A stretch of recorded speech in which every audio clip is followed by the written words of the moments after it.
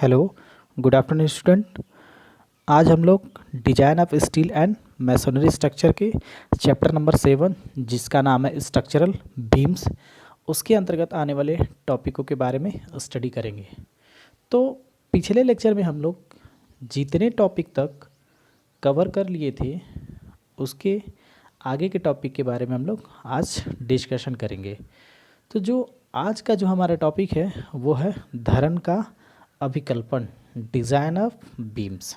ठीक है, तो धरन दो प्रकार की प्रयोग की जाती है। सबसे पहले तो धरन जो होती है वो दो प्रकार की प्रयोग की जाती है। पहला क्या है, धरन जो पार्श्विक आबद्ध हो और धरन जो पार्श्विक आबद्ध न हो। कहने का मतलब होता है कि पहला है वह बीम जो लैटरली फिक्स है, वह बीम जो पार्श्विक आबद्ध है, और दूसरा वह बीम जो पार्श्विक आबद्ध नहीं है यानी लेटरली फिक्स नहीं है। ठीक है, तो सिर्फ हमारे जो सिलेबस में पढ़ना है वो उस बीम के बारे में स्टडी करना है जो लेटरली फिक्स हो, इसके बारे में पढ़ना है, और लेटरली फिक्स ना हो ये हमारे सिलेबस में नहीं है। तो आज हम लोग जिस धरन के अभिकल्पन के बारे में स्टडी करेंगे वो धरन हमारा लेटरली फिक्स होगा यानी पार्श्विक आबद्ध होगा। ठीक है, तो चलिए, तो अब हम देखते हैं कि धरन का अभिकल्पन कैसे करेंगे। तो धरन का अभिकल्पन हम निम्न चरणों में करते हैं। धरन का अभिकल्पन हम निम्न चरणों में करते हैं, निम्न स्टेप्स में करते हैं। तो जो सबसे पहला स्टेप्स है वो है धरन पर भारों की गणना। धरन पर भारों की गणना। अब धरन पर दो प्रकार के भार आते हैं। धरन पर जो भार आते हैं वो दो प्रकार के भार आते हैं। पहला क्या है, अचल भार है, और दूसरा क्या है, चल भार है। पहला क्या हो गया, अचल भार, और दूसरा क्या हो गया, चल भार। तो अचल भारों में धरन का स्वयं का भार, स्लैब का भार तथा फ्लोर फिनिशिंग का भार आता है। अचल भारों में धरन का स्वयं का भार, स्लैब का भार तथा फ्लोर फिनिशिंग का भार आता है। अब धरन का जो स्वयं का भार होता है वो धरन का खुद अपना जो भार होता है उसे हम बोलते हैं धरन का स्वयं का भार। ठीक है, और उसके ऊपर जो हमारा स्लैब पड़ा रहता है वो स्लैब का भार होता है। ठीक है, और उसके ऊपर हम चूने की या फिर मार्बल्स की एक पतली लेयर डालते उसी को बोलते हैं फ्लोर फिनिशिंग। तो ये जो तीनों भार है, कौन कौन सा, धरन का स्वयं का भार, स्लैब का भार तथा फ्लोर फिनिशिंग का भार, ये हमारा जो तीनों है वो किसके अंतर्गत आता है, अचल भारों के अंतर्गत आता है। ठीक है, अब देखिए,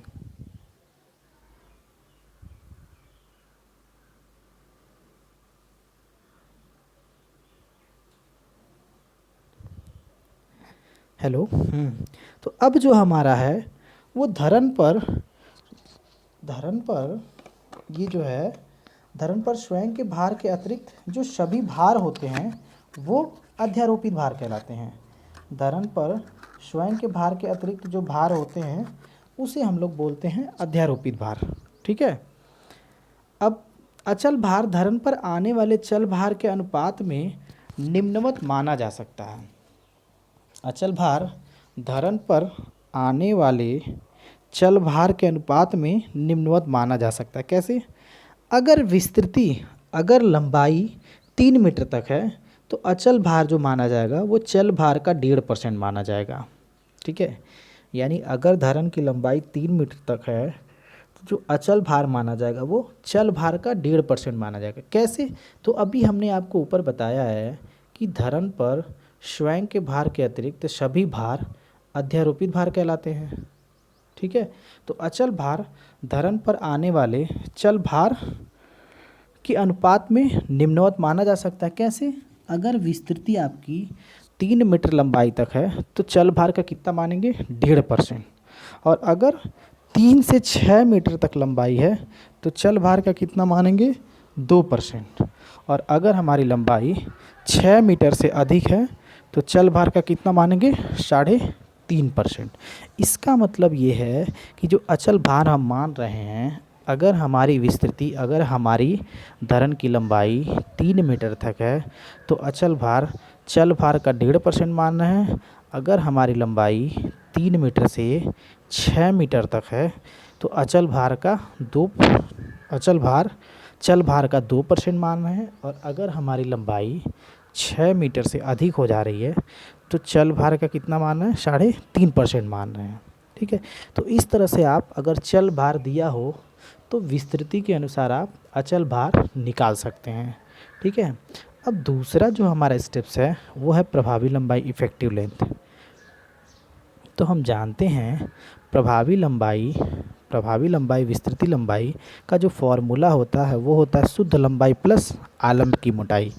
अगर शुद्ध लंबाई को हम कैपिटल एल मान लें और आलम्ब की मोटाई को हम स्मॉल बी मान लें तो स्मॉल एल बराबर होगा कैपिटल एल प्लस बी, यानी प्रभावी लंबाई बराबर होगा शुद्ध लंबाई प्लस आलम्ब की मोटाई, यानी स्मॉल एल बराबर कैपिटल एल प्लस बी। तो ये तो हो गया आपका प्रभावी विस्तृति का फॉर्मूला। अब हमारा जो तीसरा स्टेप्स है वो है बेंडिंग मोमेंट यानी बंकन आघूर्ण। तो बंकन आघूर्ण आप क्या करेंगे, भारों के अनुसार आप निकाल सकते हैं। कैसे, तो भारों के अनुसार ऐसे निकाल सकते हैं कि बेंडिंग मोमेंट बराबर अगर यूडीएल लोड दिया होगा बीम पे तो डब्ल्यू एल स्क्वायर बाई 8 से निकाल सकते हैं। अगर पॉइंट लोड दिया होगा तो डब्ल्यू एल बाई 4 से निकाल सकते हैं। ठीक है, तो इस तरह से आप लोड की मान के आधार पे आप बेंडिंग मोमेंट क्या कर सकते हैं, फाइंड आउट कर सकते हैं। ठीक है, अब नेक्स्ट जो हमारा स्टेप्स है वो है आवश्यक आकृति मापांक यानी रिक्वायर्ड सेक्शन मॉडुलस। ठीक है, तो इस धरण खंड के लिए आवश्यक जो आकृति मापांक है, ठीक है, वो कैसे निकलेगा, जब बेंडिंग मोमेंट को हम अनुगीय बंकन प्रतिबल यानी सिग्मा बीसी से हम भाग दे देंगे तो हमारा जो जेड है आकृति मापांक है वो निकल जाएगा। क्यों, क्योंकि आकृति मापांक का जो फॉर्मूला होता है वो होता है बेंडिंग मोमेंट, ठीक है, अपन अनुगीय बंकन प्रतिबल। तो इस तरह से आप बेंडिंग मोमेंट में अनुगीय बंकन प्रतिबल से भाग दे रहे हैं तो आपका क्या आकृति मापांक निकाल ले रहे हैं।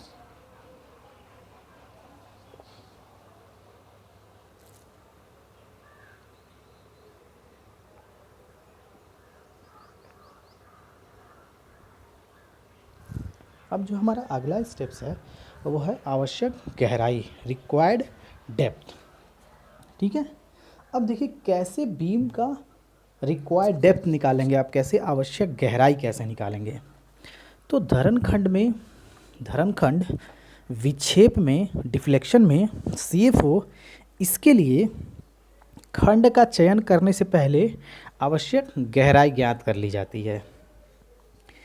यानी अब अगर आप चाहते हैं कि बीम जो हमारा सेक्शन है, जो बीम है वो अगर डिफ्लेक्शन में सेफ रहे तो इसके लिए हम क्या करेंगे, सेक्शन का चयन करने से पहले आवश्यक गहराई ज्ञात कर लेंगे। और आवश्यक गहराई कैसे ज्ञात करेंगे, तो धरण खंड में अधिकतम विक्षेप IS 800/1984 के द्वारा जो होता है वो होता है स्पैन बटे 325 से अधिक नहीं होनी चाहिए। यानी कोड के अकॉर्डिंग, किस कोड के अकॉर्डिंग, तो IS 800/1984 के अकॉर्डिंग जो हमारा बीम में मैक्सिमम डिफ्लेक्शन होना चाहिए, अधिकतम डिफ्लेक्शन होना चाहिए, वो स्पैन बटे 325 से अधिक नहीं होना चाहिए।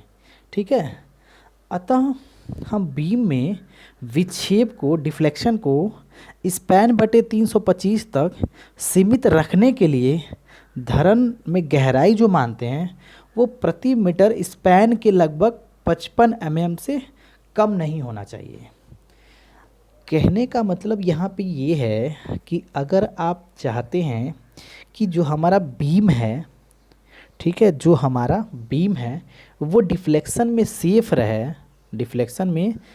रहे, तो उसके लिए जो हमारा है, जो धरण की गहराई है वो प्रति मीटर की जो गहराई है वो 55 mm से कम नहीं होनी चाहिए। यानी 55 mm हो, 55 mm से अधिक हो, जैसे 56 हो, 57 हो, 58 हो, बट 55 mm से कम नहीं होना चाहिए।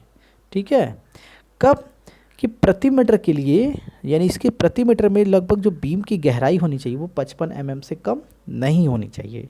ठीक है, कब, अगर आप चाहते हैं कि बीम जो हमारा है वो डिफ्लेक्शन में सेफ रहे तो इस तरह से आप आवश्यक गहराई निकाल सकते हैं। कैसे निकालेंगे? अगर जो भी बीम का स्पैन दिया होगा, मान लीजिए कि स्पैन दिया है 6 मीटर, तो 6 मीटर को कन्वर्ट कर लेंगे हम किस में, में, और 325 से डिवाइड कर देंगे, 325 से डिवाइड कर देंगे, तो जो आएगा वही आपका क्या हो जाएगा, क्या हो जाएगा, बीम का डेप्थ हो जाएगा, यानी आवश्यक गहराई हो जाएगा, बीम का आवश्यक गहराई हो जाएगा, रिक्वायर्ड डेप्थ हो जाएगा। ठीक है, अब हम क्या करते हैं, नेक्स्ट स्टेप्स हमारा जो छठवां है वो है खंड का चयन, सेक्शन ऑफ मॉडुलस। ठीक है, खंड का चयन, ठीक है, selection of section, sorry selection of section यानी खंड का चयन। अब खंड का चयन कैसे करेंगे, तो स्टील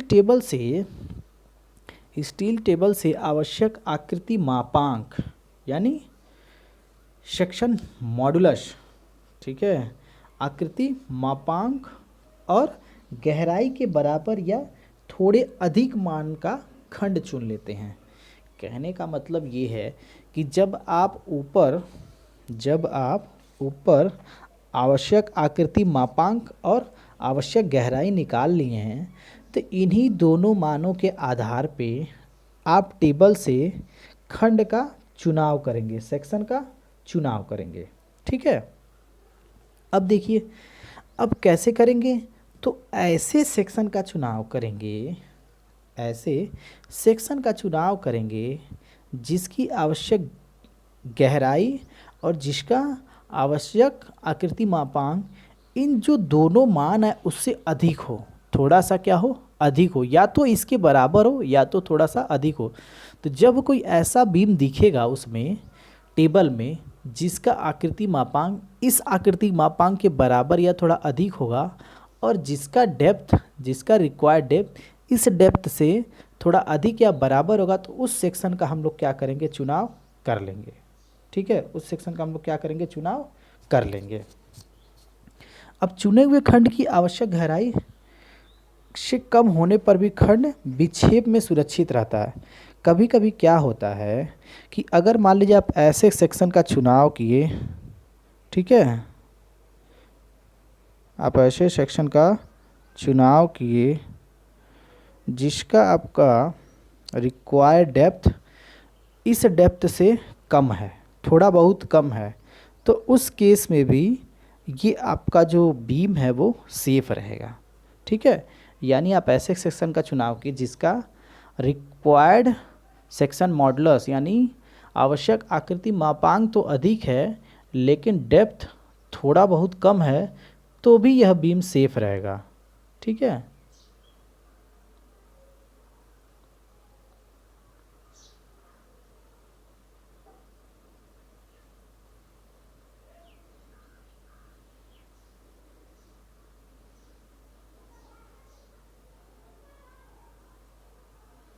अब जो हमारा नेक्स्ट स्टेप है वो है जांच। अब जब आप खंड चुनने के बाद खंड की बंकन प्रतिबल, अपरूपण प्रतिबल तथा विक्षेप में सुरक्षा के लिए जांच की जाती है। ठीक है, तो अब देखिए खंड सेक्शन का जब आप चुनाव कर लेंगे तो इस सेक्शन का हम बंकन प्रतिबल, अपरूपण प्रतिबल तथा विक्षेप में सुरक्षा के लिए जांच करेंगे। तो जो सबसे पहला जांच करते हैं वो करते हैं बंकन प्रतिबल में जांच, बंकन प्रतिबल में जांच। तो चेक फॉर बेंडिंग स्ट्रेस, तो बंकन प्रतिबल में कैसे जांच करेंगे, तो यदि चुने गए खंड का भार, ठीक है, धरन के अनुमानित भार से अगर अधिक हो तो धरन का वास्तविक भार अध्यारोपित भार में जोड़कर हम क्या करेंगे, अधिकतम बेंडिंग मोमेंट निकाल लेंगे, अधिकतम बेंडिंग मोमेंट तथा शियर फोर्स की गणना कर लेंगे।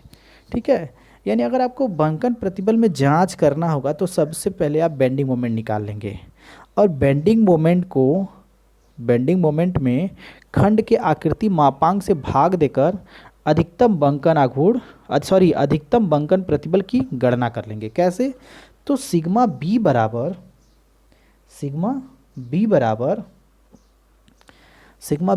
आपका हो जाएगा, सिग्मा बी बराबर क्या हो जाएगा, वो हो जाएगा बेंडिंग मोमेंट अपान जेड, यानी सिग्मा बी या सिग्मा बी सी बराबर बेंडिंग मोमेंट अपान जेड।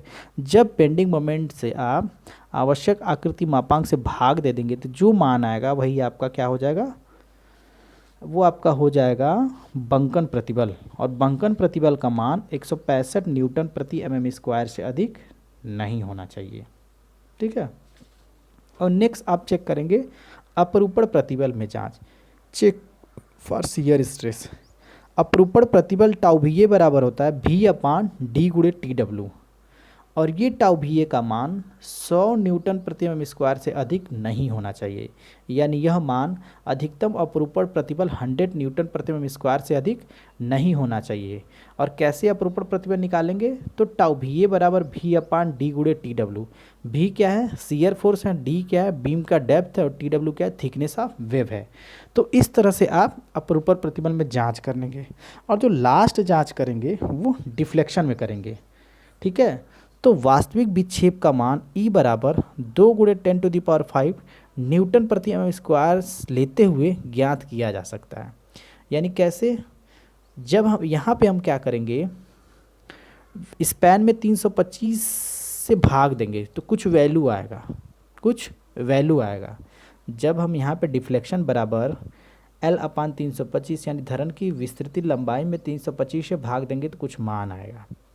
ये तो यहाँ पे ये विक्षेप हो गया। और दूसरा विक्षेप निकालेंगे किससे, फॉर्मूले से।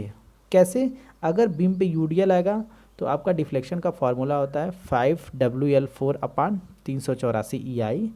ठीक है। तो इससे आप निकाल लेंगे। तो अब आप कंपेयर करेंगे, ठीक है, कि वास्तविक विक्षेप का मान, ठीक है, अधिकतम विक्षेप से क्या अधिक नहीं होना चाहिए, इससे क्या होना चाहिए, कम होना चाहिए। कहने का मतलब जो फॉर्मूले से डिफ्लेक्शन निकाले हैं वो डिफ्लेक्शन L अपान 325 से क्या होना चाहिए, अधिक नहीं होना चाहिए। तो इस तरह से आप धरन का डिजाइन कर सकते हैं। ठीक है। अब इसके बेस्ट प्रॉब्लम हम लोग नेक्स्ट लेक्चर में देखेंगे। Thank you.